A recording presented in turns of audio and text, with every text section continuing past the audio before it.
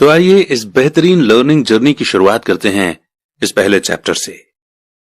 Rich dad poor dad Robert Kiyosaki के अनुसार वे कहते हैं, मेरे दो डैडी थे, एक अमीर और दूसरे गरीब। एक बहुत पढ़े लिखे थे और समझदार थे। वे पीएचडी थे और उन्होंने अपने 4 साल के अंडर ग्रेजुएट के काम को 2 साल से भी कम समय में कर लिया था। इसके बाद वे आगे पढ़ने के लिए Stanford university, university of Chicago और नॉर्थ वेस्टर्न यूनिवर्सिटी गए और यह सब उन्होंने पूरी तरह से स्कॉलरशिप के सहारे ही किया। मेरे दूसरे डैडी 8th क्लास से आगे नहीं पढ़े थे। दोनों ही अपने करियर में सक्सेसफुल थे, तो उन्होंने जिंदगी भर मेहनत की थी। दोनों ने ही काफी पैसा कमाया था, पर उनमें से एक पूरी जिंदगी पैसे के लिए परेशान होता रहा। दूसरा हवाई के सबसे अमीर लोगों में से एक बन गया। एक के मरने पर उसके परिवार, चर्च और जरूरतमंद को करोड़ों की दौलत मिली। दूसरा अपने पीछे कर्ज छोड़कर मरा। मेरे दोनों डैडी इरादे के पक्के, चमत्कारी और प्रभावशाली थे। दोनों ने मुझे सलाह दी, पर उनकी सलाह एक जैसी नहीं थी। दोनों ही एजुकेशन पर बहुत जोर देते थे, पर उनके द्वारा बताए गए पढ़ाई के सब्जेक्ट्स अलग अलग थे। अगर मेरे पास सिर्फ एक ही डैडी होते तो मैं या तो उनकी सलाह मान लेता या फिर उसे ठुकरा देता। क्योंकि सलाह देने वाले 2 थे, इसलिए मेरे पास 2 बिल्कुल अलग अलग विचार होते थे, एक अमीर आदमी का और दूसरा गरीब आदमी का। किसी भी एक विचार को सीधे सीधे मान लेने या न मानने के बजाय मैं उनकी सलाह पर काफी सोचा करता था, उनकी तुलना करता था और फिर खुद के लिए फैसला किया करता था। समस्या यह थी कि अमीर डैडी अभी अमीर नहीं थे और गरीब डैडी अभी गरीब नहीं थे। दोनों ही अपना करियर शुरू कर रहे थे और दोनों ही दौलत और परिवार के लिए मेहनत कर रहे थे, पर पैसे के बारे में दोनों के विचार और नजरिए एकदम अलग थे। एग्जाम्पल के तौर पर एक डैडी कहते थे कि पैसे का मोह ही सभी बुराइयों की जड़ है, जबकि दूसरे डैडी कहा करते थे पैसे की कमी ही सभी बुराइयों की जड़ है।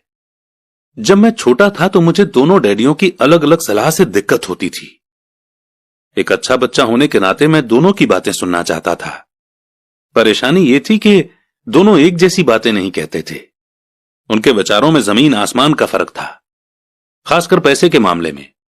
मैं काफी लंबे समय तक यह सोचा करता कि उनमें से किसने क्या कहा और क्यों कहा और उसका नतीजा क्या होगा। मेरा बहुत सा समय सोच विचार में ही गुजर जाता था। मैं खुद से बार बार इस तरह के सवाल पूछा करता, उन्होंने ऐसा क्यों कहा? और फिर दूसरे डैडी की कही हुई बातों के बारे में भी इस तरह के सवाल पूछता। काश मैं ये बोल सकता कि हां वे बिल्कुल सही हैं, मैं उनकी बातों से पूरी तरह से सहमत हूं, या ये कहकर मैं सीधे उनकी बात ठुकरा सकता था, बुढ़े को यह नहीं पता कि वो क्या कह रहा है। अब क्योंकि दोनों ही मुझे प्यारे थे, इसलिए मुझे खुद के लिए सोचने पर मजबूर होना पड़ा। इस तरह सोचना मेरी आदत बन गई, जो आगे चलकर मेरे लिए बहुत फायदेमंद साबित हुई।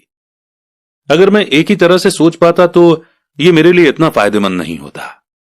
पैसों का सब्जेक्ट स्कूल में नहीं बल्कि घर पर पढ़ाया जाता है। शायद इसीलिए अमीर लोग और ज्यादा अमीर होते जाते हैं, जबकि गरीब और ज्यादा गरीब होते जाते हैं, और मिडिल क्लास कर्ज में डूबा रहता है। हम में से ज्यादातर लोग पैसे के बारे में अपने माता पिता से सीखते हैं। कोई गरीब पिता अपने बच्चों को पैसे के बारे में क्या सिखा सकता है?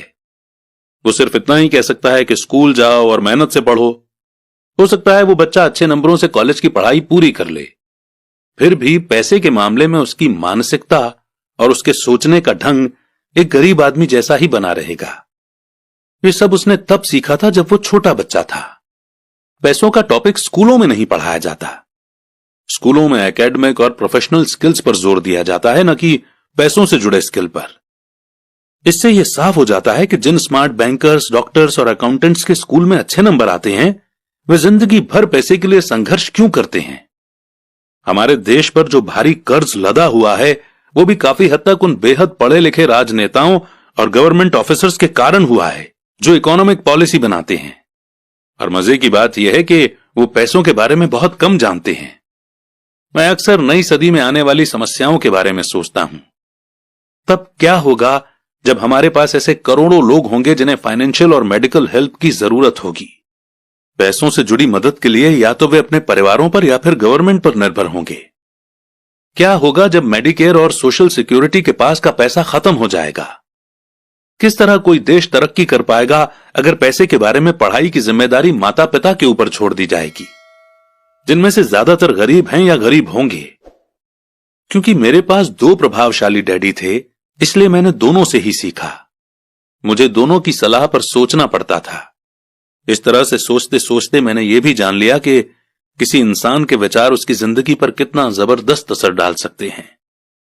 एग्जाम्पल के तौर पर एक डैडी को यह कहने की आदत थी, मैं इसे नहीं खरीद सकता। दूसरे डैडी इन शब्दों के इस्तेमाल से चिढ़ते थे। वे जोर देकर कहा करते थे कि मुझे इसके बजाय यह कहना चाहिए कि मैं इसे कैसे खरीद सकता हूं। पहला सेंटेंस नेगेटिव है और दूसरा सवाल उठाने वाला, तो पहले में बात खत्म हो जाती है और दूसरे में आप सोचने के लिए मजबूर हो जाते हैं। मेरे जल्द ही अमीर बनने वाले डैडी ने मुझे समझाया कि जब हम कहते हैं कि मैं इसे नहीं खरीद सकता, तो हमारा दिमाग काम करना बंद कर देता है। इसके बजाय जब हम ये सवाल पूछते हैं कि मैं इसे कैसे खरीद सकता हूं, तो हमारा दिमाग काम करने लगता है। उनका यह मतलब नहीं था कि आपका जिस चीज पर दिल आ जाए उसे खरीद ही लें। वे लगभग दीवानगी की हद तक अपने दिमाग को कसरत करवाना चाहते थे, क्योंकि उनके ख्याल से दिमाग दुनिया का सबसे ताकतवर कंप्यूटर है। मेरा दिमाग हर रोज तेज होता जाता है क्योंकि मैं इसकी कसरत करता रहता हूं। यह जितना तेज होता जाता है, मैं इसकी मदद से उतना ही ज्यादा पैसा कमा सकता हूं। उनका मानना था कि यह कहना कि मैं इसे नहीं खरीद सकता दिमागी आलस की पहचान है। हालांकि दोनों ही डैडी अपने काम में कड़ी मेहनत करते थे, पर मैंने देखा कि पैसे के मामले में एक डैडी की आदत यह थी कि वे अपने दिमाग को सुला देते थे और दूसरे डैडी अपने दिमाग की लगातार कसरत करवाते रहते थे। और इसका लॉन्ग टर्म नतीजा यह हुआ कि एक डैडी फाइनेंशियल रूप से बहुत अमीर होते चले गए, जबकि दूसरे डैडी लगातार कमजोर होते गए। इसे इस तरह से समझें कि एक इंसान हर रोज एक्सरसाइज करने के लिए जिम जाता है, जबकि दूसरा इंसान अपने सोफे पर बैठकर टीवी देखता रहता है। शरीर की सही एक्सरसाइज से आप ज्यादा हेल्दी हो सकते हैं और दिमाग की सही एक्सरसाइज से आप ज्यादा अमीर हो सकते हैं। आलस से सेहत और पैसा दोनों का नुकसान होता है। मेरे दोनों डैडियों की मेंटालिटी में जमीन आसमान का फर्क था। पुअर डैडी की सोच थी कि अमीरों को ज्यादा टैक्स देना चाहिए ताकि बेचारे गरीबों को ज्यादा फायदा मिल सके, जबकि अमीर डैडी कहते थे कि टैक्स उन लोगों को सजा देता है जो कुछ प्रोड्यूस करते हैं और उन लोगों को इनाम देता है जो प्रोड्यूस नहीं करते। पुअर डैडी सिखाते थे कि मेहनत से पढ़ो ताकि तुम्हें किसी अच्छी कंपनी में जॉब मिल जाए, जबकि अमीर डैडी की सीख ये थी कि मेहनत से पढ़ो ताकि तुम्हें किसी अच्छी कंपनी को खरीदने का मौका मिल जाए। पुअर डैडी कहते थे, मैं इसलिए अमीर नहीं हूं क्योंकि मुझे तुम बच्चों को पालना पड़ता है। अमीर डैडी कहते थे, मुझे इसलिए अमीर बनना है क्योंकि मुझे तुम बच्चों को अच्छे से पालना है। अमीर डैडी डिनर के टेबल पर पैसे और बिजनेस के बारे में बात करने के लिए हमेशा एनकरेज करते थे। पुअर डैडी खाना खाते समय पैसों की बातें करने के लिए मना करते थे। पुअर डैडी का कहना था, जहां पैसे का सवाल हो सुरक्षित कदम उठाओ, रिस्क मत उठाओ। अमीर डैडी का कहना था, रिस्क का सामना करना सीखो। एक का मानना था, हमारा घर ही हमारा सबसे बड़ा इन्वेस्टमेंट और हमारी सबसे बड़ी प्रॉपर्टी है। दूसरे का मानना था, मेरा घर मेरी जिम्मेदारी है, और अगर आपका घर आपकी नजरों में आपका सबसे बड़ा इन्वेस्टमेंट है तो आप गलत हैं। दोनों ही डैडी अपने बिल समय पर चुकाते थे, पर उनमें से एक सबसे पहले अपने बिल चुकाते जबकि दूसरे सबसे आखिर में। एक डैडी का यह मानना था कि कंपनी या गवर्नमेंट को आपका ध्यान रखना चाहिए और आपकी जरूरतों को पूरा करना चाहिए।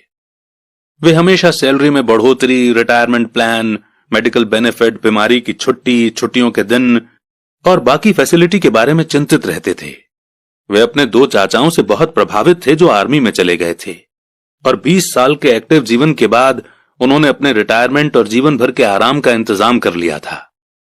वे मेडिकल बेनिफिट के विचार को पसंद करते थे और आर्मी द्वारा अपने रिटायर्ड एम्प्लॉयज को दी जा रही सुविधाओं की भी तारीफ करते थे। उन्हें यूनिवर्सिटी का टेन्योर सिस्टम भी काफी पसंद था। कई बार जॉब से आजीवन मिल रही सुरक्षा और जॉब के फायदे जॉब से ज्यादा इंपॉर्टेंट हो जाते हैं। वे अक्सर ये कहते थे, मैंने गवर्नमेंट के लिए बहुत मेहनत से काम किया है, इसके लिए बदले में मुझे बेनिफिट मिलने चाहिए। दूसरे डैडी पूरी तरह से फाइनेंशियल इंडिपेंडेंस में विश्वास रखते थे। वे कन्वीनियंस मानसिकता के खिलाफ थे। वे ये मानते थे कि इस तरह की मानसिकता लोगों को कमजोर और फाइनेंशियल रूप से जरूरतमंद बनाती है। उनका पक्का विश्वास था कि आदमी को फाइनेंशियल रूप से काबिल होना चाहिए। एक डैडी कुछ डॉलर बचाने के लिए परेशान रहे। दूसरे डैडी एक के बाद एक इन्वेस्टमेंट करते रहे। एक डैडी ने मुझे बताया कि अच्छी जॉब तलाशने के लिए अच्छा सा बायोडाटा कैसे लिखा जाए। दूसरे डैडी ने मुझे यह सिखाया कि कैसे मजबूत बिजनेस और फाइनेंशियल प्लान्स लिखे जाएं, जिससे मैं किसी दूसरे को जॉब दे सकूं।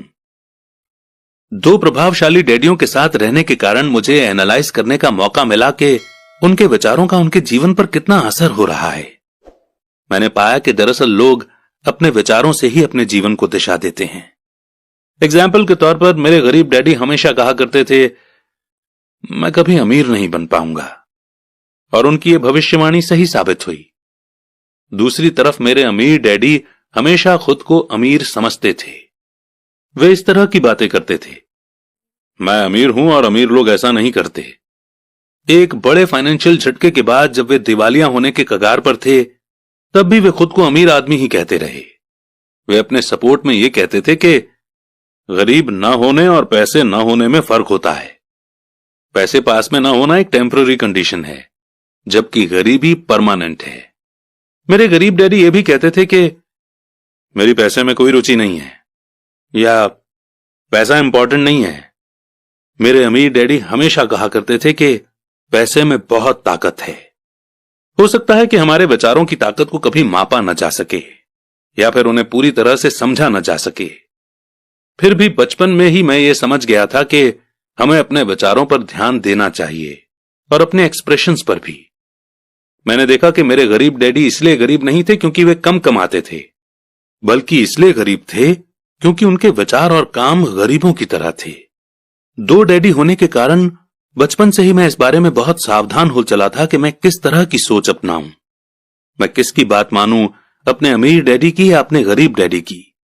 हालांकि दोनों ही एजुकेशन और नॉलेज को बहुत इंपॉर्टेंट मानते थे, पर क्या सीखा जाए इस बारे में दोनों की अलग अलग राय थी। एक चाहते थे कि मैं पढ़ाई में कड़ी मेहनत करूं, डिग्री लूं और पैसे कमाने के लिए अच्छी सी जॉब ढूंढ लूं। वे चाहते थे कि मैं एक प्रोफेशनल ऑफिसर, वकील या अकाउंटेंट बन जाऊं या एमबीए कर लूं। दूसरे डैडी मुझे एनकरेज करते थे कि मैं अमीर बनने का राज सीख लूं, यह समझ लूं कि पैसा किस तरह काम करता है, और यह जान लूं कि इससे अपने लिए कैसे काम लिया जाता है। मैं पैसे के लिए काम नहीं करता। इन शब्दों को वो बार बार दोहराया करते थे। पैसा मेरे लिए काम करता है। 9 साल की उम्र में ही मैंने यह फैसला किया कि पैसे के बारे में मैं अपने अमीर डैडी की बात सुनूंगा और उनसे सीखूंगा।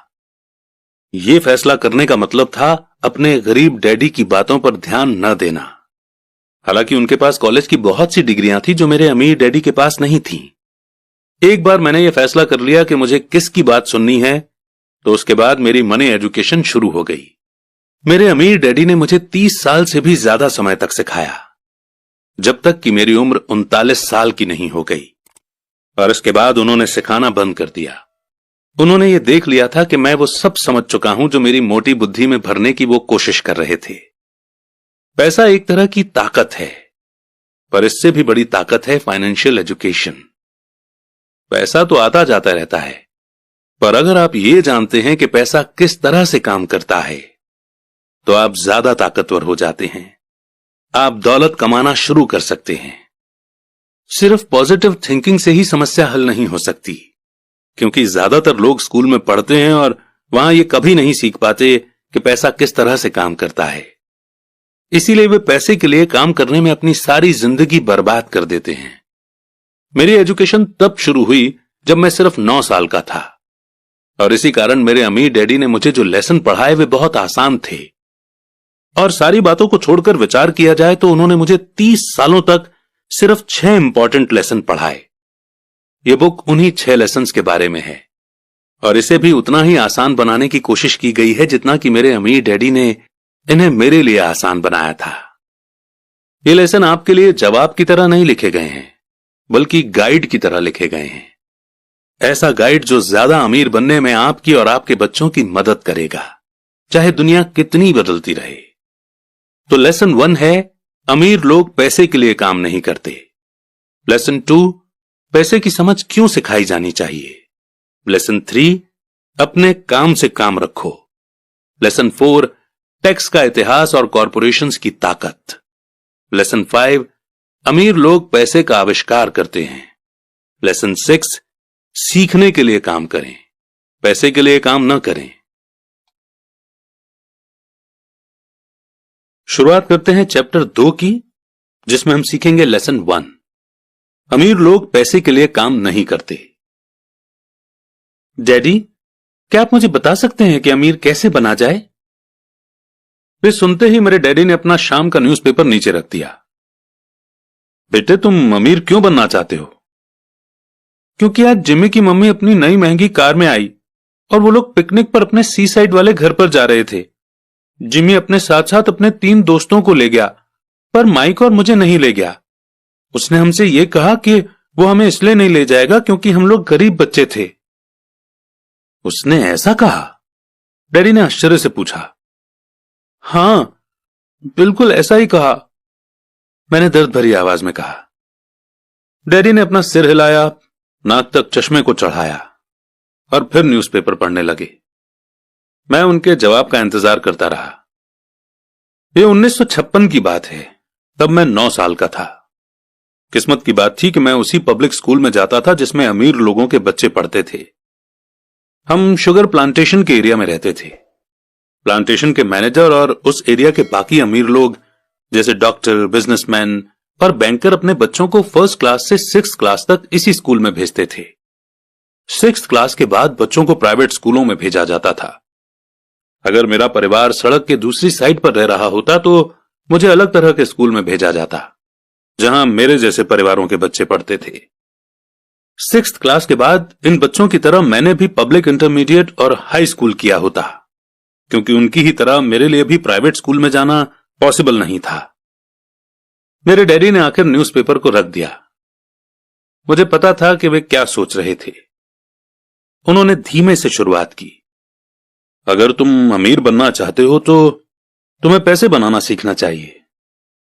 मैं पैसे बनाना किस तरह सीख सकता हूं?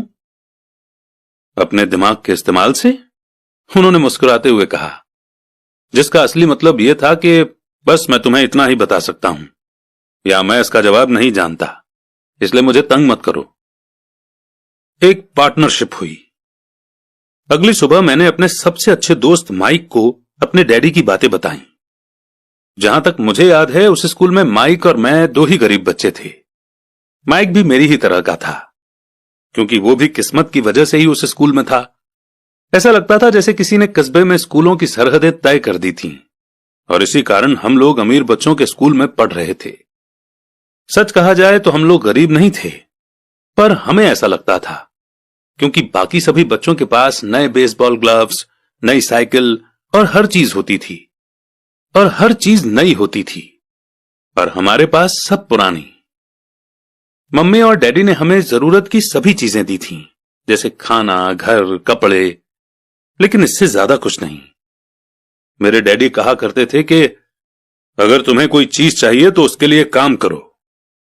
हमें बहुत सी चीजें चाहिए थीं, लेकिन 9 साल के बच्चों के करने के लिए ज्यादा काम मौजूद नहीं थे। माइक ने पूछा, तो पैसा कमाने के लिए हमें क्या करना चाहिए?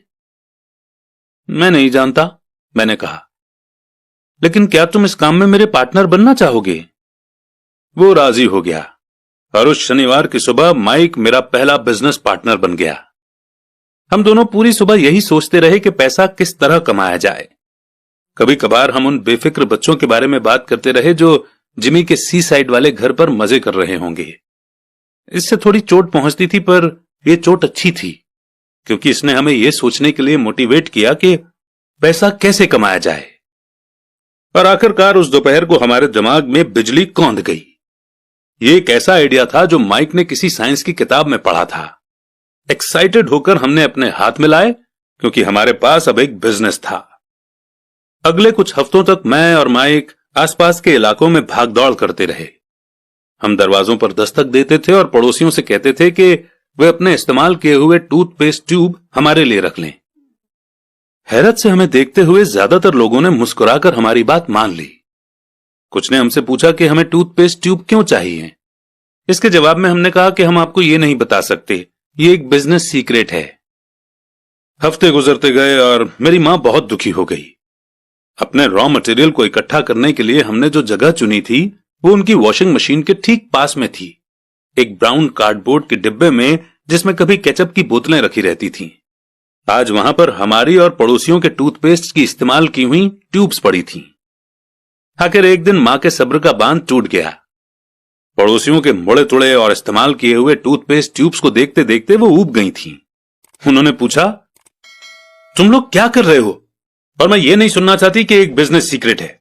इस कचरे को साफ कर दो या मैं इसे उठाकर बाहर फेंक देती हूं।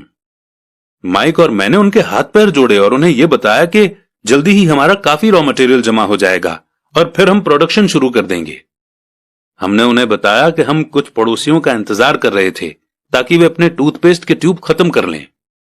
मां ने हमें 1 हफ्ते की मोहलत और दे दी। प्रोडक्शन शुरू होने की तारीख करीब आ गई थी। प्रेशर बढ़ चुका था।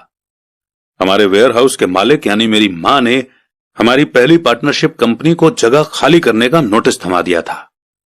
अब माइक का काम यह था कि वो पड़ोसियों को अपने टूथपेस्ट जल्दी खत्म करने के लिए कहे और साथ में यह भी कह दे कि दांत के डॉक्टर्स ने कहा है कि दिन में कई बार ब्रश करना चाहिए। मैं प्रोडक्शन के प्रोसेस को ठीक ठाक करने में जुट गया। एक दिन मेरे डैडी अपने एक दोस्त के साथ कार में बैठकर जब घर आए तो वो शॉक्ड हो गए जब उन्होंने वहां 9 साल के 2 बच्चों को प्रोडक्शन प्रोसेस में पूरे स्पीड से जुटे हुए देखा। हर जगह बारीक सफेद पाउडर बिखरा हुआ था। एक लंबी मेज पर स्कूल से लाए गए दूध के छोटे कार्टन थे और हमारे परिवार की ग्रिल लाल दहकते कोयलों के साथ मैक्सिमम हीट पर जल रही थी। डैडी सावधानी से चलकर हमारे करीब आए क्योंकि हमारे प्रोडक्शन प्रोसेस ने उनके घर पर कब्जा कर लिया था, इसलिए उन्हें कार बाहर ही खड़ी करनी पड़ी। और जब वे और उनके दोस्त पास आए तो उन्होंने कोयलों के ऊपर रखा एक स्टील का बर्तन देखा जिसमें टूथपेस्ट के ट्यूब पिघल रहे थे। अब आप सोचेंगे कि टूथपेस्ट ट्यूब्स को हम क्यों पिघला रहे थे। एक्चुअली उन दिनों टूथपेस्ट प्लास्टिक के ट्यूब्स में नहीं आते थे। ट्यूब शीशे यानी कि लीड के बने होते थे। एक बार पेंट जल जाने पर हम ट्यूब्स को स्टील के बर्तन में डाल देते थे ताकि वो पिघलकर लिक्विड फॉर्म में आ सके। इस पिघले हुए लीड को हम छोटे छोटे छेद वाले दूध के कार्टन्स में डाल रहे थे। दूध के इन कार्टनों में प्लास्टर ऑफ पेरिस भरा था। हर तरफ फैला सफेद पाउडर प्लास्टर ही था जिसमें हमने पानी मिलाया था। जल्दबाजी में मैंने उसके बैग को गिरा दिया था और पूरी जमीन ऐसे लग रही थी जैसे वहां अभी अभी बर्फ का तूफान आया हो। दूध के कार्टन बाहरी बक्से थे जिसके अंदर प्लास्टर ऑफ पेरिस के सांचे यानी कि मोल्ड थे।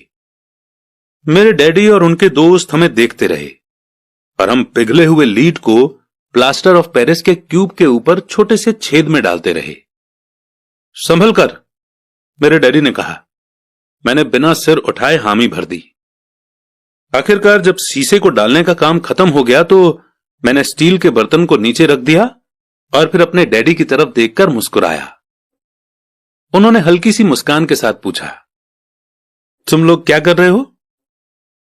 हम वही कर रहे हैं जो आपने बताया था। हम अमीर बनने जा रहे हैं। हां, माइक ने सिर को हिलाते हुए और मुस्कुराते हुए कहा। हम दोनों पार्टनर हैं। डैडी ने पूछा, और इन प्लास्टर के सांचों में क्या है? देखिए, इसमें एक बहुत अच्छी चीज है। छोटे हथौड़े से मैंने सील को ठोका जिससे बाहरी खोल टूट गया। सावधानी से मैंने ऊपर के आधे प्लास्टर को हटाया और जिंक का एक सिक्का बाहर गिर गया। हे भगवान, तो तुम लोग जिंक के सिक्के बना रहे थे? मेरे डैडी ने कहा। बिल्कुल सही, माइक ने कहा। हम वही कर रहे थे जैसा आपने हमसे कहा था। हम पैसा बना रहे थे। मेरे डैडी के दोस्त जोर से हंसने लगे। मेरे डैडी भी मुस्कुराए और उन्होंने अपना सिर हिलाया। उनके सामने आग और टूथपेस्ट की ट्यूब्स के बक्से के साथ सफेद धूल में लिपटे हुए 2 बच्चे खड़े थे जो इस कान से उस कान तक खुलकर मुस्कुरा रहे थे। उन्होंने हमसे कहा कि हम सब कुछ छोड़कर उनके साथ चलें और घर के सामने वाली सीढ़ी पर बैठें। मुस्कुराते हुए उन्होंने हमें जालसाजी यानी कि फेक या फ्रॉजरी शब्द का मतलब समझाया। कहने का मतलब यह है कि जो सिक्के हैं वो सिर्फ गवर्नमेंट यानी कि सरकार बना सकती है, न कि एक आम इंसान। अगर एक आम इंसान सिक्के बनाता है तो उसे जेल भी हो सकती है। हमारे सपने टूट गए थे। तो आपका मतलब यह है कि यह इलीगल है? माइक ने कांपती हुई आवाज में पूछा। इतने में डैडी के दोस्त ने कहा, छोड़ो भी, हो सकता है कि बच्चे अपने पैदाइशी टैलेंट को डेवलप कर रहे हों। मेरे डैडी उन्हें घूरते रहे। हां, यह इलीगल है, डैडी ने नरमी से कहा, पर तुम लोगों ने यह साबित कर दिया है कि तुम में बहुत ज्यादा क्रिएटिविटी और ओरिजिनल आइडिया हैं। इसी तरह आगे बढ़ते रहो, मुझे तुम पर गर्व है। निराश होकर माइक और मैं तकरीबन 20 मिनट तक चुपचाप अपना सिर पकड़कर बैठे रहे। इसके बाद हमने सारा घर साफ करना शुरू किया। पहले ही दिन हमारा बिजनेस चौपट हो गया था। पाउडर साफ करते हुए मैंने माइक की ओर देखा और कहा, मुझे लगता है जिमी और उसके दोस्त ठीक कहते हैं, हम सचमुच गरीब हैं। जब मैंने ये कहा तब डैडी बस जाने ही वाले थे। उन्होंने कहा, बच्चों, तुम गरीब तभी कहलाओगे जब तुम लोग हार मान लोगे। सबसे इंपॉर्टेंट चीज यह है कि तुमने कुछ किया। ज्यादातर लोग सिर्फ अमीर बनने के बारे में बातें करते रहते हैं और उसके सपने देखते रहते हैं। तुमने कुछ किया है। मुझे तुम दोनों पर गर्व है। मैं एक बार फिर से यही कहूंगा, आगे बढ़ते चलो, हार मत मानो। माइक और मैं खामोश खड़े रहे। ये शब्द सुनने में अच्छे थे, पर हमें यह नहीं पता था कि हमें क्या करना चाहिए। तो ऐसा क्यों है डैडी कि आप अमीर नहीं हैं? मैंने पूछा। क्योंकि मैंने एक स्कूल टीचर बनने का फैसला किया था। स्कूल के टीचर अमीर बनने के बारे में नहीं सोचते, हम सिर्फ पढ़ाना पसंद करते हैं। काश कि मैं तुम लोगों की मदद कर सकता, पर हकीकत में मैं ये नहीं जानता कि दौलत कैसे कमाई जाती है। माइक और मैं पलटे और अपने सफाई अभियान में जुट गए। डैडी ने कहा, हां, अगर तुम लोग ये सीखना ही चाहते हो कि अमीर कैसे बना जाता है तो मुझसे मत पूछो। माइक, तुम अपने डैडी से यह सवाल पूछो। मेरे डैडी? माइक ने हैरानी से कहा। हां, तुम्हारे डैडी। मेरे डैडी ने मुस्कुराकर कहा, तुम्हारे डैडी और मेरा बैंकर एक ही है और वो तुम्हारे डैडी की बहुत तारीफ करता है। उसने मुझे कई बार यह बताया है कि पैसा बनाने में तुम्हारे डैडी का कोई जवाब नहीं। मेरे डैडी? माइक ने एक बार फिर से हैरानी से पूछा। फिर ऐसा क्यों है कि स्कूल के अमीर बच्चों की तरह हमारे पास शानदार कार और आलीशान बंगला नहीं है? शानदार कार और आलीशान बंगले के होने का मतलब यह नहीं होता कि आप पक्के रूप से अमीर हैं या आप पैसा बनाने की कला जानते हैं, डैडी ने जवाब दिया। जिमी के डैडी शुगर प्लांटेशन में काम करते हैं। उनमें और मुझ में ज्यादा फर्क नहीं है। वे एक कंपनी के लिए काम करते हैं और मैं गवर्नमेंट के लिए। कंपनी उन्हें कार खरीद कर दे देती है। इस समय चीनी की कंपनियां फाइनेंशियल प्रॉब्लम्स में फंसी हुई हैं और जिमी के डैडी के पास जल्दी ही कुछ नहीं बचेगा। तुम्हारे डैडी अलग हैं माइक। ऐसा लगता है कि वे एक एम्पायर बनाने जा रहे हैं और मेरा अंदाज है कि कुछ ही सालों में वे बहुत अमीर बन जाएंगे। यह सुनकर माइक और मैं एक बार फिर से एक्साइटेड हो गए। नए जोश से हमने अपने डूबे हुए बिजनेस के कचरे को साफ करना शुरू कर दिया। जब हम सफाई कर रहे थे तो हमने यह भी प्लान बना लिया कि कब और कैसे माइक के डैडी से बात की जाए। प्रॉब्लम यह थी कि माइक के डैडी बहुत ज्यादा काम करते थे और देर रात तक घर नहीं लौटते थे। माइक के डैडी के पास कई वेयरहाउस, कंस्ट्रक्शन कंपनी, स्टोर्स की चेन और 3 रेस्टोरेंट्स थे। रेस्टोरेंट्स के कारण ही उन्हें घर लौटने में देर हो जाती थी। सफाई खत्म करने के बाद माइक बस पकड़कर अपने घर चला गया। वो अपने डैडी से बात करने वाला था, चाहे वे कितनी ही देर से घर लौटें, और उनसे पूछने वाला था कि क्या वे हमें अमीर बनने की तरकीब सिखाने के लिए तैयार हैं। माइक ने मुझसे वादा किया कि जैसे ही वो अपने डैडी से बात कर लेगा वो मुझे फोन करेगा, चाहे कितनी ही देर क्यों ना हो जाए। फोन रात को 8:30 बजे आया। ओके, अगले शनिवार, मैंने कहा और फोन रख दिया। माइक के डैडी माइक और मुझसे मिलने के लिए तैयार हो गए थे। शनिवार की सुबह 7:30 बजे मैंने शहर के दूसरे हिस्से में जाने के लिए बस पकड़ी और सबक शुरू हुए। मैं तुम्हें 1 घंटे के 10 सेंट दूंगा। 1956 की सैलरी के हिसाब से भी 10 सेंट हर घंटे की सैलरी से कम थे। माइकल और मैं सुबह 8 बजे उसके डैडी से मिले। वे पहले से ही बिजी थे और उनके पास 1 घंटे से भी ज्यादा का काम मौजूद था। जब मैं उनके साधारण छोटे और साफ घर के सामने पहुंचा तो मैंने देखा कि उनका कंस्ट्रक्शन सुपरवाइजर अपने पिकअप ट्रक में वहां से जा रहे थे। माइक मुझे दरवाजे पर ही मिल गया। डैडी अभी फोन पर हैं और उन्होंने कहा है कि हम लोग पीछे के एरिया में उनका इंतजार करें, माइक ने दरवाजा खोलते हुए कहा। जब मैंने उसके पुराने घर की दहलीज के अंदर कदम रखा तो लकड़ी के पुराने फर्श की चरमराहट सुनाई दी। दरवाजे के अंदर सस्ती सी चटाई थी। चटाई वहां इसलिए रखी गई थी ताकि फर्श पर पड़े अनगिनत पैरों के निशानों को छुपाया जा सके। हालांकि वो साफ थी, पर यह साफ दिखता था कि वो पुरानी हो गई थी और उसे बदल देना चाहिए। जब मैं लिविंग रूम में घुसा तो वहां मेरा दम घुटने लगा था। वहां पुराने फर्नीचर की बू आ रही थी और उसमें कोई शक नहीं है कि उस फर्नीचर को म्यूजियम में होना चाहिए था। सोफे पर 2 औरतें बैठी थीं जिनकी उम्र मेरी मां से थोड़ी ज्यादा होगी। औरतों के सामने एक आदमी मजदूरों के कपड़ों में बैठा हुआ था। उसने खाकी पैंट और खाकी शर्ट पहन रखा था। हालांकि कपड़े साफ और प्रेस किए हुए थे। उस आदमी की उम्र मेरे डैडी से लगभग 10 साल ज्यादा होगी, शायद 45 साल। ये लोग कौन हैं? मैंने पूछा। अरे ये लोग डैडी के लिए काम करते हैं। बूढ़ा आदमी उनके वेयर हाउसों को संभालता है और औरतें रेस्टोरेंट की मैनेजर हैं। और तुमने उस कंस्ट्रक्शन सुपरवाइजर को तो देखा ही होगा जो यहां से 50 मील दूर एक सड़क के प्रोजेक्ट पर काम कर रहा है। उनका दूसरा सुपरवाइजर जो बहुत से घर बना रहा है वो तुम्हारे आने के पहले ही जा चुका है। क्या ऐसा हमेशा ही होता है? मैंने पूछा। हमेशा तो नहीं, पर अक्सर ऐसा ही होता है, माइक ने कहा और मेरे पास अपनी कुर्सी खींचते हुए वो मुस्कुराया। मैंने उनसे पूछा था कि क्या वे हमें पैसा बनाना सिखाएंगे? माइक ने मुझे बताया। अच्छा, और उन्होंने इसका क्या जवाब दिया? मैंने एक्साइटेड होकर पूछा। पहले तो उनके चेहरे पर हंसी आई, फिर कुछ सोचकर उन्होंने कहा कि वे हमारे सामने एक ऑफर रखेंगे। अच्छा, मैंने कहा और अपनी कुर्सी की पीठ दीवार से टिका ली। मैं वहां कुर्सी के पिछले 2 पैरों के सहारे टिका बैठा रहा। माइक ने भी ऐसा ही किया। क्या तुम्हें पता है वो कौन सा ऑफर देने वाले हैं? मैंने पूछा। नहीं, पर हमें जल्दी इसका पता चल जाएगा। अचानक माइक के डैडी उस पुराने दरवाजे से घुसकर उस कमरे में दाखिल हुए जहां हम बैठे हुए थे।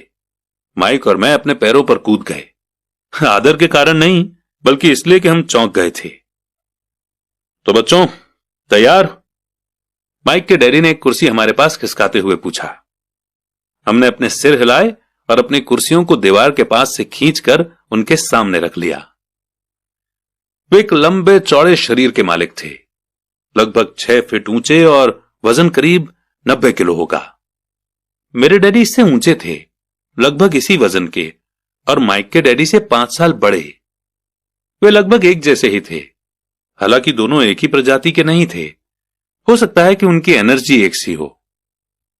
माइक का कहना है कि तुम पैसा कमाना सीखना चाहते हो। क्या यह सही है रॉबर्ट? मैंने तुरंत सहमति में अपना सिर हिलाया। हालांकि मुझे थोड़ा सा डर भी लग रहा था। उनके शब्दों और मुस्कुराहट के पीछे बहुत ताकत थी। अच्छा, ये रहा मेरा ऑफर। मैं तुम्हें सिखाऊंगा, लेकिन मैं ऐसा क्लासरूम के स्टाइल में नहीं करूंगा। अगर तुम मेरे लिए काम करोगे तो उसके बदले में तो मैं तुम्हें सिखाऊंगा, और तुम मेरे लिए काम नहीं करोगे तो मैं तुम्हें नहीं सिखाऊंगा। अगर तुम काम करते हो तो मैं तुम्हें ज्यादा तेजी से सिखा सकता हूं, और अगर तुम सिर्फ बैठकर मेरी बातें सुनते हो जैसा कि तुम लोग स्कूल में करते हो तो इससे मेरा समय बर्बाद होगा। ये मेरा ऑफर है, इसे या तो मान लो या फिर वापस लौट जाओ। क्या मैं पहले आपसे एक सवाल कर सकता हूं? मैंने पूछा। नहीं, इसे या तो मान लो या फिर वापस लौट जाओ। मेरे पास बर्बाद करने के लिए फालतू समय नहीं है। अभी ढेर सारा काम पड़ा हुआ है। अगर तुम में तुरंत फैसला करने की क्षमता नहीं है तो तुम कभी पैसे कमाना नहीं सीख पाओगे। मौके आते हैं और चले जाते हैं, इसीलिए तुरंत फैसला लेने की एबिलिटी एक इंपॉर्टेंट स्किल है। तुमने जैसा चाहा था वैसा एक मौका तुम्हारे सामने मौजूद है। अगले 10 सेकंड में या तो पढ़ाई शुरू हो जाएगी या फिर यह हमेशा के लिए खत्म हो जाएगी। माइक के डैडी ने चिढ़ाने वाली मुस्कुराहट के साथ कहा। मंजूर, मैंने कहा। मंजूर, माइक ने कहा।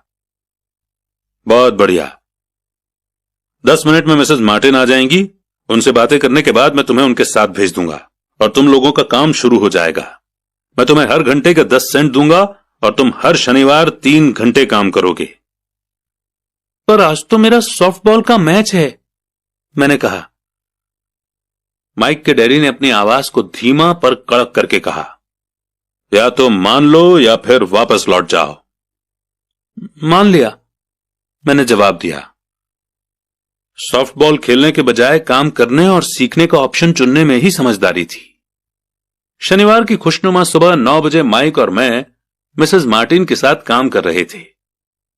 वे एक दयालु और सब्र वाली औरत थीं। वे हमेशा कहा करती थीं कि माइक और मुझे देखकर उन्हें अपने दोनों बच्चों की याद आ जाती है जो अब बड़े हो गए थे और दूर चले गए थे। हालांकि वे दयालु थी, पर वे कड़ी मेहनत में विश्वास करती थीं और इसलिए वे हमेशा काम करती रहती थीं। वे बहुत कड़क मैनेजर थीं। हम 3 घंटे तक डब्बों को शेल्फ पर से उतारते थे, उनकी धूल साफ करते थे और फिर उन्हें वापस वहीं पर रख देते थे। ये बड़ी मेहनत का काम था और बोरियत भरा भी। माइक के डैडी को मैं अपना अमीर डैडी कहता हूं। उनके पास इस तरह के 9 सुपरमार्केट थे जहां पार्किंग के लिए बहुत सी जगह थी। पड़ोस के जनरल स्टोर जहां लोग दूध, ब्रेड, बटर और सिगरेट जैसी चीजें खरीदते हैं। समस्या यह थी कि हवाई में एयर कंडीशनिंग नहीं थी और गर्मी के कारण स्टोर्स अपना दरवाजा बंद नहीं कर सकते थे। स्टोर के दोनों ओर दरवाजों को पूरा खुला रखा जाता था ताकि सड़क और पार्किंग की जगह सामने दिखती रहे। जब भी कोई कार पार्किंग में आती थी तो उसके साथ धूल का गुबार भी आता था जो स्टोर में घुसकर डिब्बों पर जम जाता था। इसीलिए हम लोगों की नौकरी तभी तक चलती जब तक कि एयर कंडीशनिंग नहीं हो जाती, क्योंकि उसके बाद दुकान के डिब्बों में धूल नहीं जमती और ना ही हमें उन्हें साफ करने के लिए नौकरी पर रखा जा सकता था। 3 हफ्तों तक माइक और मैं मिसेस मार्टिन के पास जाकर 3 घंटे तक काम करते रहे। दोपहर तक हमारा काम खत्म हो जाता था और वो हम में से हर एक के हाथ में 3 छोटे सिक्के डाल देती थी। उस समय 50 के दशक में भी 9 साल की उम्र में 30 सेंट कमाने में कोई खास खुशी नहीं होती थी। तब कॉमिक्स की कीमत 10 सेंट हुआ करती थी। इसीलिए मैं अपनी कमाई को कॉमिक्स पर खर्च कर देता था और घर लौट जाता था। चौथे हफ्ते के बुधवार तक मैंने काम छोड़ने का मन बना लिया था। मैं सिर्फ इसलिए काम करने को तैयार हुआ था क्योंकि मैं माइक के डैडी से पैसा कमाना सीखना चाहता था। इसलिए मैं 10 सेंट हर घंटे की गुलामी कर रहा था। और सबसे बड़ी बात तो यह थी कि उस पहले शनिवार के बाद से मैंने माइक के डैडी को देखा तक नहीं था। मैं काम छोड़ रहा हूं, मैंने लंच के समय माइक से कहा। स्कूल लंच बड़ा निराशा से भरा हुआ था। स्कूल भी बोरिंग था और अब तो मेरे पास शनिवार भी नहीं थे जिनका मैं इंतजार कर सकूं। पर 30 सेंट के कारण मुझे धक्का पहुंचा था। इस बार माइक मुस्कुराया। तुम किस बात पर हंस रहे हो? मैंने गुस्से और चिढ़ते हुए पूछा। डैडी ने कहा था कि ऐसा ही होगा। उन्होंने कहा था कि जब तुम काम छोड़ने का फैसला कर लो तब वे तुमसे मिलना चाहेंगे। क्या? मैंने गुस्से में पूछा। क्या वो मेरे बोर हो जाने का इंतजार कर रहे थे? कुछ कुछ, माइक ने कहा। मेरे डैडी जरा अलग किस्म के हैं। उनका सिखाने का तरीका तुम्हारे डैडी के पढ़ाने के तरीके से बिल्कुल अलग है। तुम्हारे मम्मी डैडी बहुत बातें करते हैं, दूसरी तरफ मेरे डैडी बहुत कम बोलते हैं। तुम सिर्फ इस शनिवार तक इंतजार कर लो, मैं उन्हें बता दूंगा कि तुमने काम छोड़ने का फैसला कर लिया है। इसका मतलब यह है कि मेरे साथ नाटक खेला गया है? नहीं, ऐसा नहीं हुआ है, पर शायद हो सकता है। डैडी शनिवार को इसके बारे में समझाएंगे। शनिवार को लाइन में लगकर इंतजार करते हुए मैं उनका सामना करने के लिए तैयार था। यहां तक कि मेरे असली डैडी भी उनसे नाराज थे। मेरे असली डैडी, जिन्हें मैं गरीब डैडी कहता हूं, ये मानते थे कि अमीर डैडी चाइल्ड लेबर कानून को तोड़ रहे थे और इस पूरे मामले की जांच होनी चाहिए। मेरे पढ़े लिखे गरीब डैडी ने मुझसे यह कहा कि मैं सही सैलरी मांगूं, हर घंटे के कम से कम 25 सेंट। मेरे गरीब डैडी ने मुझसे कहा कि अगर मेरी सैलरी नहीं बढ़ती तो मुझे तुरंत जॉब छोड़ देनी चाहिए, और वैसे भी तुम्हें उस घटिया काम की कोई जरूरत नहीं है, मेरे गरीब डैडी ने झल्लाकर कहा। शनिवार को सुबह 8 बजे मैं एक बार फिर माइक के घर उसी पुराने दरवाजे से अंदर घुस रहा था। कुर्सी पर बैठो और लाइन में इंतजार करो, माइक के डैडी ने मेरे घुसते ही कहा। फिर वे अंदर जाकर अपने छोटे से ऑफिस में बैठ गए जो बेडरूम के पास था। मैंने कमरे में चारों तरफ देखा पर मुझे माइक नहीं दिखा। अजीब सा महसूस करते हुए मैं उन्हीं दोनों औरतों के बगल में बैठ गया जो मुझे 4 हफ्ते पहले वहीं पर मिली थी। वे मुस्कुराईं और सोफे पर थोड़ी सी खिसक गईं ताकि मैं भी बैठ सकूं। 45 मिनट गुजर गए थे और मैं उबल रहा था। दोनों औरतें उनसे मिलकर तकरीबन 30 मिनट पहले वहां से जा चुकी थीं। एक बूढ़ा सा आदमी वहां 20 मिनट तक बैठा और फिर वो भी चला गया। घर खाली था और हवाई में खुशनुमा सुबह को मैं सीलन भरे अंधेरे लिविंग रूम में बैठा हुआ था और इस बात का इंतजार कर रहा था कि एक लालची और बच्चों का शोषण करने वाला आदमी मुझसे बातें करे। मैं सुन सकता था कि वो फोन पर बातें कर रहे थे, ऑफिस में इधर उधर के काम कर रहे थे और मुझे नजरअंदाज कर रहे थे। मेरी इच्छा तो यह हो रही थी कि मैं उस घमंडी आदमी से बिना मिले ही घर लौट जाऊं, पर किसी वजह से मैं रुक गया। आखिर 15 मिनट के बाद ठीक 9 बजे अमीर डैडी अपने ऑफिस से बाहर निकले। बिना कुछ कहे उन्होंने हाथ से मुझे इशारा किया कि मैं उनके ऑफिस में आ जाऊं।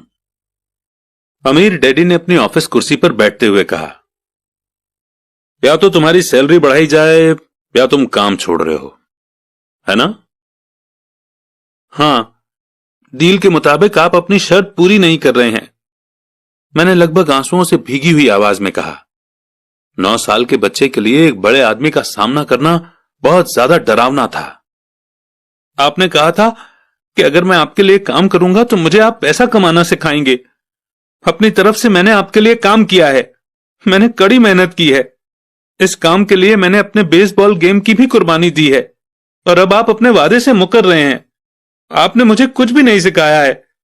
आप धोखेबाज हैं, जैसा शहर के सभी लोग कहते हैं। आप लालची हैं, आप सिर्फ पैसा कमाना चाहते हैं और अपने एम्प्लॉयज का बिल्कुल ध्यान नहीं रखते। आपने मुझे इतनी देर तक बाहर बिठाए रखा और मेरी जरा भी इज्जत नहीं की। मैं एक छोटा सा बच्चा हूं और आपको मेरे साथ इससे बेहतर बर्ताव करना चाहिए था। अमीर डैडी अपनी कुर्सी पर पीछे झुक गए। अपने हाथों को ठुड्डी तक लाकर उन्होंने मुझे घूरा। ऐसा लग रहा था जैसे वो मुझे एनालाइज कर रहे थे। बुरा नहीं है, 1 महीने से भी कम समय में तुम वही भाषा बोल रहे हो जो मेरे ज्यादातर एम्प्लॉय बोलते हैं। क्या? मैंने पूछा। मैं समझ नहीं पा रहा था कि वे क्या कह रहे थे और इसलिए मैंने अपना दुखड़ा रोना चालू रखा। मुझे लगता था कि आप अपने वादे पर कायम रहेंगे और मुझे कुछ सिखाएंगे। इसके बजाय आप तो मुझ पर अत्याचार करना चाहते हैं। यह तो जुल्म है, सरासर जुल्म। मैं तुम्हें सिखा तो रहा हूं, अमीर डैडी ने धीमी आवाज में कहा। आपने मुझे क्या सिखाया है? कुछ भी नहीं। एक बार मैं चंद सिक्कों में काम करने के लिए तैयार हो गया, उसके बाद तो आपने मुझसे बात तक नहीं की। 10 सेंट हर घंटे के लिए। मैं आपकी शिकायत गवर्नमेंट से करूंगा। हमारे देश में भी चाइल्ड लेबर कानून है। आप तो जानते ही हैं कि मेरे डैडी गवर्नमेंट के लिए काम करते हैं। शाबाश, अब तुम उन ज्यादातर लोगों की भाषा बोल रहे हो जो कभी मेरे लिए काम करते थे। वे लोग या तो जिन्हें मैंने नौकरी से निकाल दिया है या जिन्होंने खुद मेरी नौकरी छोड़ दी है। तो इस बारे में आपको क्या कहना है? और मुझे यह लग रहा था कि कम उम्र के बावजूद मैं बहादुरी से बातें कर रहा था। आपने मुझसे झूठ बोला। मैंने आपके लिए काम किया और आपने अपना वादा पूरा नहीं किया। आपने मुझे कुछ भी नहीं सिखाया। कौन कहता है कि मैंने तुम्हें कुछ नहीं सिखाया है। मेरे अमीर डैडी ने शांति से कहा, मैंने 3 हफ्ते तक काम किया और इस बीच आपने सिखाना तो दूर रहा, मुझसे कभी बात तक नहीं की। क्या सिखाने का मतलब सिर्फ भाषण या बातचीत ही होता है? और क्या? इस तरह से वो तुम्हें स्कूल में सिखाते हैं, पर जिंदगी तुम्हें इस तरह नहीं सिखाती। और मेरा मानना यह है कि जिंदगी सबसे बढ़िया टीचर होती है। ज्यादातर वक्त जिंदगी आपसे बातें नहीं करती, ये एक तरह से आपको धक्का देती है। हर धक्के के जरिए जिंदगी आपसे कहती है, जाग जाओ, मैं तुम्हें कुछ सिखाना चाहती हूं। यह आदमी कैसी बेसिर पैर की बातें कर रहा है, मैंने अपने आप से पूछा। जिंदगी अगर मुझे धक्का देती है तो इसका मतलब कि जिंदगी मुझसे बातें करती है। अब मैं जान चुका था कि मुझे यह काम तुरंत छोड़ देना चाहिए। मैं किसी ऐसे आदमी से बातें कर रहा था जो पागल था और जिसे ताले में बंद रखे जाने की जरूरत थी। अगर तुम जिंदगी के सबक सीखते हो तो इससे तुम्हें बहुत फायदा होगा। अगर तुम ऐसा नहीं करते हो तो जिंदगी तुम्हें लगातार धक्के देती रहेगी। लोग 2 चीजें करते हैं। कुछ लोग जिंदगी के धक्कों को सहन करते चले जाते हैं, बाकी लोग गुस्सा हो जाते हैं। वो बाकी लोगों से गुस्सा होने लगते हैं, जैसे कि अपने बॉस से, अपने काम से, अपनी पत्नी या पति से। वो ये नहीं जानते कि जिंदगी उन्हें धक्का दे रही है। मैं नहीं जानता था कि वो किस बारे में बात कर रहे थे। जिंदगी हम सबको धक्के मारती है। कुछ लोग हार मान लेते हैं, बाकी के लोग लड़ते हैं। कुछ लोग सबक सीख लेते हैं और आगे बढ़ जाते हैं। वे जिंदगी के धक्कों का स्वागत करते हैं। इन गिने चुने लोगों के लिए इसका मतलब यह होता है कि उन्हें कुछ नया सीखना चाहिए। वे सीखते हैं और आगे बढ़ जाते हैं। ज्यादातर लोग छोड़ देते हैं और कुछ लोग तुम्हारी तरह लड़ते भी हैं। अमीर डैडी खड़े हो गए और उन्होंने टूटी फूटी खिड़की को बंद कर दिया। अगर तुम ये सबक सीख लेते हो तो तुम एक समझदार, अमीर और सुखी नौजवान बन सकते हो। अगर तुम ये नहीं सीखते हो तो तुम जिंदगी भर अपनी समस्याओं के लिए अपनी नौकरी, कम सैलरी या अपने बॉस को कोसते रहोगे। तुम हमेशा ऐसे बड़े मौकों की उम्मीद करते रहोगे जो आए और तुम्हारी फाइनेंशियल प्रॉब्लम को सुलझा दें। अमीर डैडी ने मेरी तरफ देखा कि क्या मैं अब भी उनकी बात सुन रहा हूं। उनकी आंखें मेरी आंखों से मिली। हम एक दूसरे की तरफ देखते रहे और हमारी आंखों के बीच बातचीत की धाराएं बहने लगीं। आखिर जब मैं उनकी बात का मतलब समझ गया तो मैंने अपनी नजरें झुका ली। मैं जान गया था कि वे सही थे। मैं उन्हें दोषी ठहरा रहा था, जबकि सीखने की जिद मेरी ही थी। मैं फालतू में ही लड़ रहा था। अमीर डैडी ने आगे कहा, अगर आप इस तरह के आदमी हैं जिसमें हिम्मत नहीं है तो आप जिंदगी की हर प्रॉब्लम के सामने हार मान जाओगे। अगर आप इस किस्म के आदमी हैं तो आप जिंदगी भर सुरक्षित खेल खेलते रहोगे, सही चीजें करते रहोगे और किसी ऐसे वक्त का इंतजार करते रहोगे जो आने वाला नहीं है, और फिर आप एक बोरिंग बुढ़े की तरह मर जाएंगे। आपके बहुत से दोस्त होंगे जो आपकी सिर्फ इसलिए तारीफ करेंगे क्योंकि आप एक मेहनती और भले आदमी थे।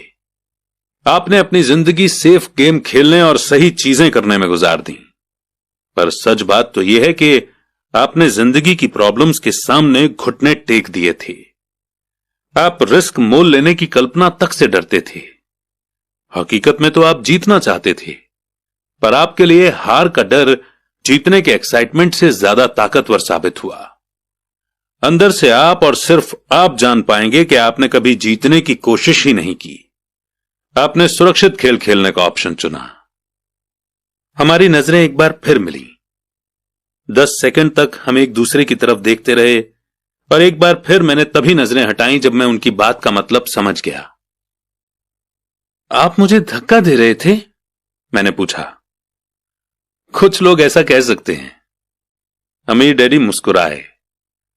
मैं तो यही कहूंगा कि मैं तुम्हें जिंदगी का स्वाद चखा रहा था। कैसा स्वाद? मैंने पूछा। मैं अब भी गुस्सा था, पर अब मेरी जानने की इच्छा भी जाग गई थी और अब मैं सीखने के लिए भी तैयार था। तुम दोनों ऐसे पहले लोग हो जिन्होंने मुझसे पैसे बनाने की कला सीखने की रिक्वेस्ट की है। मेरे पास 150 से भी ज्यादा एम्प्लॉइज हैं, पर उनमें से एक ने भी मुझसे पैसा कमाने की कला के बारे में कभी नहीं पूछा। वे मुझसे नौकरी मांगते हैं, सैलरी मांगते हैं, पर पैसा बनाने की कला नहीं सीखना चाहते। तो ज्यादातर लोग इसी तरह अपनी जिंदगी के सबसे बेहतरीन साल पैसे के लिए काम करने में बर्बाद कर देंगे और आखिर तक ये कभी समझ ही नहीं पाएंगे कि दरअसल वे किसके लिए काम कर रहे हैं। मैं पूरा ध्यान लगाकर उनकी बात सुनता रहा। तो जब माइक ने मुझसे कहा कि तुम पैसा कमाने की कला सीखना चाहते हो, तो मैंने एक ऐसा कोर्स तैयार किया जो असली जिंदगी के करीब था। मैं बोलते बोलते थक जाता, पर तुम कभी मेरी बात का मतलब नहीं समझ पाते। इसीलिए मैंने फैसला किया कि तुम्हें जिंदगी के थपेड़ों का स्वाद चखा दिया जाए, ताकि तुम मेरी बात सुन भी सको और समझ भी सको। इसी कारण मैंने तुम्हें 1 घंटे के 10 सेंट दिए थे। तो 10 सेंट हर घंटे काम करने के बाद मैंने क्या सबक सीखा? यही कि आप घटिया हैं और अपने एम्प्लॉइज का शोषण करते हैं। अमीर डैडी अपनी कुर्सी पर पीछे की तरफ झुकते हुए जोर से हंसने लगे। जब उनकी हंसी बंद हुई तो उन्होंने कहा, अच्छा होगा अगर तुम अपने सोचने का नजरिया बदल लो। मुझे समस्या मत मानो, मुझे दोष देना छोड़ दो। अगर तुम सोचते हो कि तुम्हारी समस्या मैं हूं, तो तुम्हें मुझे बदलना होगा। इसके बजाय अगर तुम्हें यह लगता है कि तुम्हारी समस्या तुम खुद हो, तो तुम खुद को बदल सकते हो, सीख सकते हो और ज्यादा समझदार बन सकते हो। ज्यादातर लोग चाहते हैं कि दुनिया का हर आदमी बदल जाए, बस हम खुद ही ना बदलें।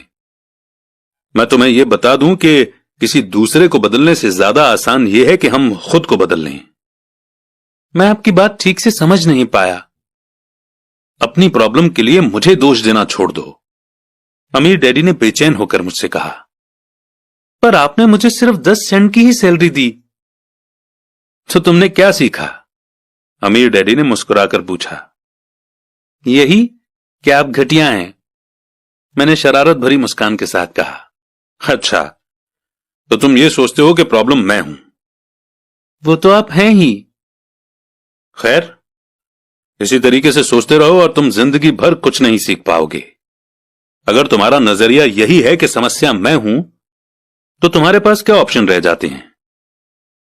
अगर आप मेरी सैलरी नहीं बढ़ाते या मुझे ज्यादा इज्जत नहीं देते, तो मैं काम छोड़कर चला जाऊंगा। ठीक कहा, और ज्यादातर लोग यही करते हैं। वे काम छोड़कर चले जाते हैं और दूसरी जॉब की तलाश करते हैं, जहां उन्हें बेहतर मौके या ज्यादा अच्छी सैलरी मिले। उन्हें यह गलतफहमी होती है कि नई नौकरी या ज्यादा सैलरी से उनकी प्रॉब्लम सुलझ सकती है, और ज्यादातर मामलों में ऐसा नहीं होता। तो समस्या किस तरह से सुलझ सकती है? 10 सेंट हर घंटे के हिसाब से सैलरी लेकर मुस्कुराते हुए? अमीर डैडी मुस्कुराए। यही बाकी के लोग करते हैं। वे ये जानते हुए भी कम सैलरी में काम करते हैं, क्योंकि नौकरी छूट जाने पर उनका और उनके परिवार का पेट कैसे भरेगा। इसीलिए मन मसोस कर वे नौकरी करते हैं और यह सोचकर सैलरी बढ़ने का इंतजार करते हैं कि ज्यादा पैसा आने से समस्या सुलझ जाएगी। ज्यादातर लोग ऐसा ही सोचते हैं और कड़ी मेहनत करते हुए दूसरी नौकरी भी कर लेते हैं, पर उसमें भी उन्हें सैलरी कम ही मिलती है। मैं फर्श को घूरता रहा। अब मैं अमीर डैडी के सबक को समझने लगा था। मुझे यह एहसास हो गया था कि यही जिंदगी का स्वाद है। आखिरकार मैंने ऊपर की ओर देखा और अपना सवाल दोहराया। तो फिर यह समस्या किस तरह सुलझेगी? इस सवाल के जवाब में अमीर डैडी ने मुझे वो बेशकीमती नजरिया दिया जो उन्हें अपने एम्प्लॉइज और मेरे गरीब डैडी से अलग करता था, और जिसकी बदौलत वे हवाई के सबसे अमीर आदमी बनने वाले थे, जबकि मेरे पढ़े लिखे गरीब डैडी जिंदगी भर पैसों की तंगी से जूझने वाले थे। यह एक अद्भुत नजरिया था जिसने मेरी जिंदगी का नक्शा ही बदल दिया। अमीर डैडी ने मुझे बार बार यह नजरिया याद दिलाया, जिसे मैं पहला सबक कहूंगा। गरीब और मिडिल क्लास लोग पैसे के लिए काम करते हैं, अमीरों के लिए पैसा काम करता है। मेरे गरीब डैडी ने जो एजुकेशन मुझे दी थी, शनिवार की उस खुशनुमा सुबह में मैं उससे बिल्कुल अलग नजरिया सीख रहा था।